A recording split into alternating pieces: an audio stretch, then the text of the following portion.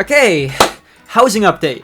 Last time we got one of these, I was sick and I couldn't make a video, so now all that I have to do is finish this update video before Alex Warrior makes his, and no. So housing got updated again, and in case you missed it, we're going to be getting these smaller feature updates more frequently in the form of drops. And while this is the kind of video where I'd go over the update thread and all of its additions, I already tried doing that on stream a couple of days ago, and not everyone's really understanding it. It's very badly worded. The admins, they're not good at talking to children. And thankfully, as a YouTuber, I'm really good at talking to children. Because that's my— oh, wait! No, not like that! Not like that! Not like that! Not like that! No! I didn't— So, let's go over everything that we got in this absolute banger of a housing update. First off, there's been some changes as to how player data is stored in your house. Instead of previously, where you could choose between saving all or none of the player's states, you can now choose certain things that you don't want to be saved or things that you do want to be saved. For example, if you have a PvP house, you might want people to lose potion effects when they leave, but keep the contents of their inventory. Now you can just hit this little button and exclude potion effects from the saved player states. On the topic of data, you can now also see your house's unique player count in the brand new analytics menu. There's not much to see in here yet, but the admins did say they wanted to add some more things to it in the future, so I hope they add some cool stuff. Maybe house retention or cookies lifetime, I don't know. And now the thing you probably clicked on this video for, the new variable system.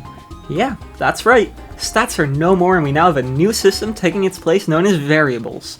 And seeing as no one but programmers understand how it works, let me do my best to explain this without using a really confusing bullet list. Instead of stats where you could only have numbers without the decimals, for variables you get to choose from 3 different data types: longs, doubles, and strings. A long is kinda how the numbers worked in the old stat system, with it having no decimals and capping out at a little over 9 quintillion. Doubles are numbers that do have decimals, and due to the way that they're stored, they are somewhat prone to making slight mistakes when the number is too big or has too many decimals, but it's nothing that a casual player should have to worry about. Last but not least, strings. These have been requested for ages, and allow you to have up to 32 characters of whatever text you'd like. The new choose variable action is a little bit tricky to figure out, so let's go over all of the new options one by one. The variable key is pretty much the same as your old stat key, but the holder thing is new. Rather than having different actions for team stats, global stats, and player stats, you can now just choose the holder, and that'll dictate what kind of variable you'll be changing. Looking at the different types of operations we can perform, we actually have a new option: unset.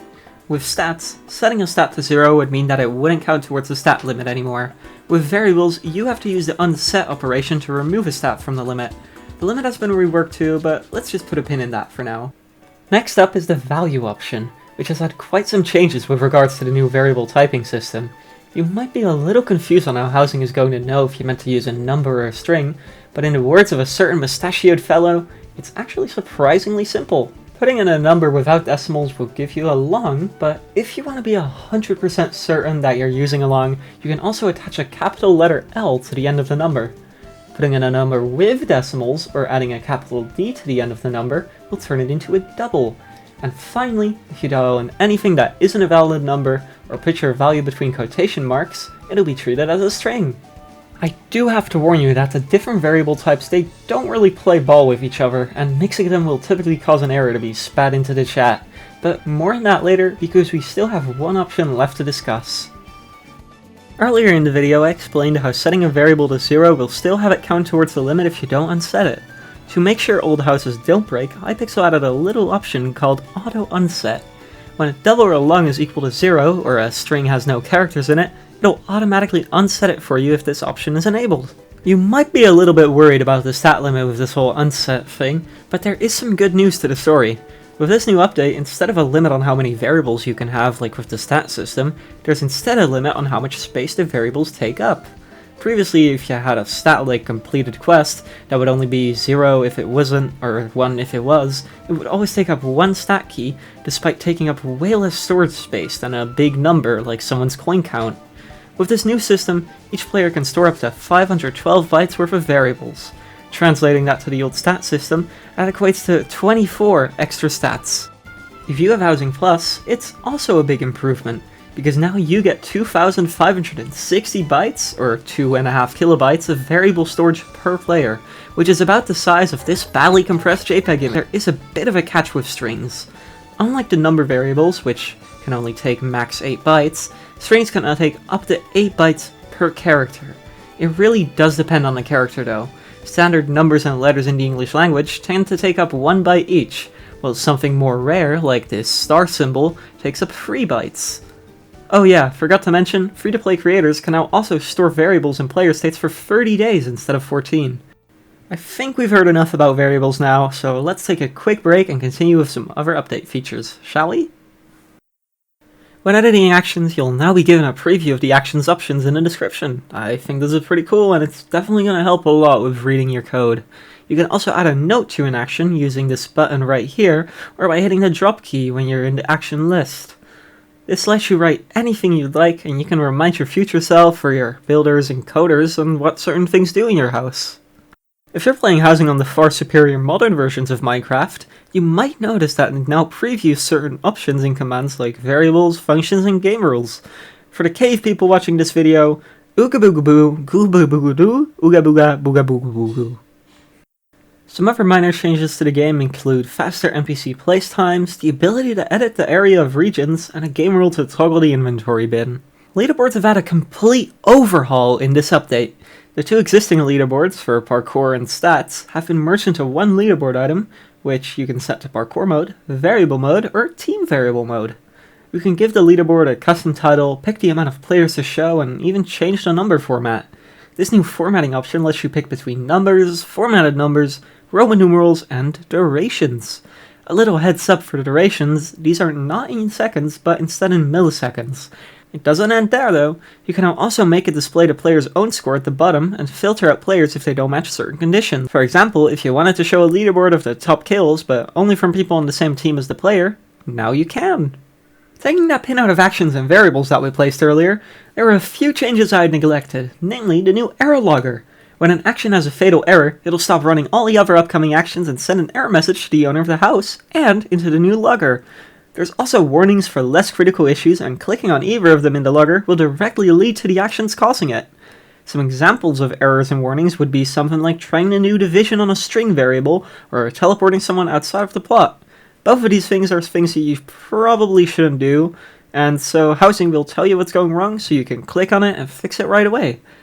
To round off this video, we've gotten 2 new actions to control the weather and time. Now you can make your own daylight cycles and custom weather systems, which is just really cool.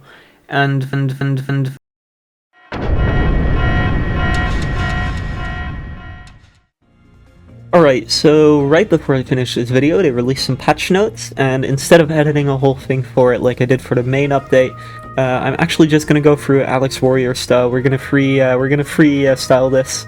So we've got some new placeholders which show your player's location with doubles, so you got some decimals there. Pretty useful if you're doing like raycasting or whatever method is.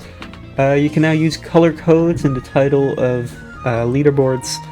Yeah, we removed stat placeholders from the placeholder list, they said, and yeah, it's now just variables. You can still use them, but it is like, if you look here, it's just the same as the legacy placeholders now, where it's just gonna work, but it's not in the list anymore. Yeah, it updated some menus to say variables instead of stats, so if we were to go to player data, for example, it now says player variable durations instead of stat key durations. They added some warning messages to old stat commands, so if I were to do view stats ixNoah, it will show a little warning. Yeah, we got a new icon for change variable, so if we go to change variable, set it to player mode, we can see there is a new icon. It's a structure block, I believe. And if we go to change variable again, we'll see that previously it spat out an error when you didn't modify this value. It would say 1L, but it would just set it as a string, which, yeah, that's gonna cause some issues. And now it just works, I believe. And yes, I'm using the old broken command. And yeah, it just works now. So yeah, that's about it for the patch notes, and back to the normal video. And yeah, that's about it. Everything in the April update. I'm hoping to stream housing a bit more over the next couple of months, so make sure to subscribe if you're interested in that, and my other housing content. Also, don't be afraid to hit the little bell next to it.